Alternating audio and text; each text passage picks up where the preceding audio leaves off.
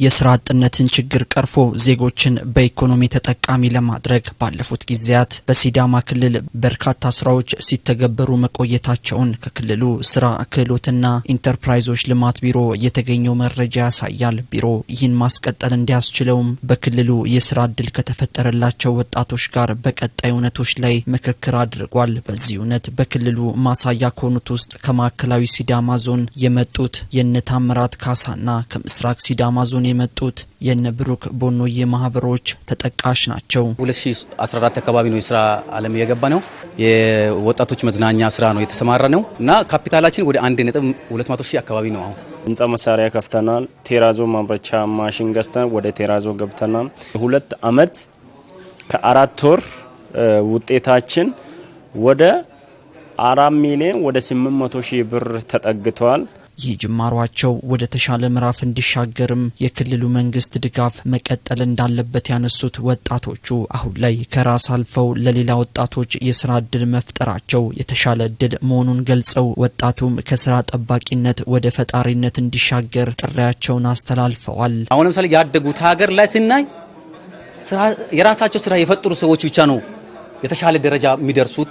ስለዚህ ወጣቱ የመንግስት ስራ ብቻ እንዳይጠብቅ የራሱን ስራ ፈጥሮ ቢሰራ ባይነኝ። በክልሉ የሚገኙ ስራ ፈጣሪ ዜጎችን በማሰልጠን የስራ እድል ተጠቃሚ እንዲሆኑ የማድረግ ስራ በትኩረት እየተገበረ መቆየቱን ያነሱት የሲዳማ ክልል ስራ ክህሎትና ኢንተርፕራይዞች ልማት ቢሮ ምክትል ኃላፊና የስራ እድል ፈጠራ ዘርፍ ኃላፊ አቶ ከፍያለው ከበደ አሁንም በርካታ ቀሪ ስራዎች በመኖራቸው በትኩረት ይሰራል ብለዋል። 44893 እስከ 8ኛ ወር ድረስ ስራ ተፈጥሯል ቢባል ትልቅ ቁጥር መስሎ ሊታይ ይችላል ለሚያይ ሰው። ይሄ ማለት ገና ብዙ መስራት ያለብን ነገር እንዳለ ነው የሚያሳየው። አግሪጌትሊ ግን ላለፉት 4 አመታቶች ላይ ጊዜያዊና ቋሚ ጨምረን ከ300 ሺህ በላይ መፍጠር እንደ ስራ ሲታይ ትልቅ ነው።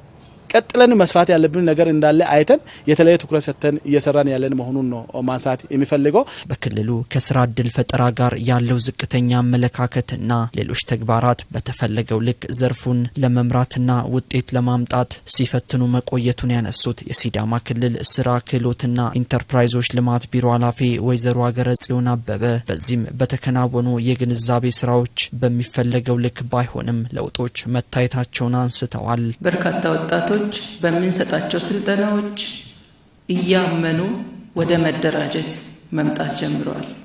ይሄ ማለት ደግሞ ስራ ያስፈልጋቸው ወጣቶች ሙሉ በሙሉ ወደ ስራ ገብተዋል ማለት አይደለም።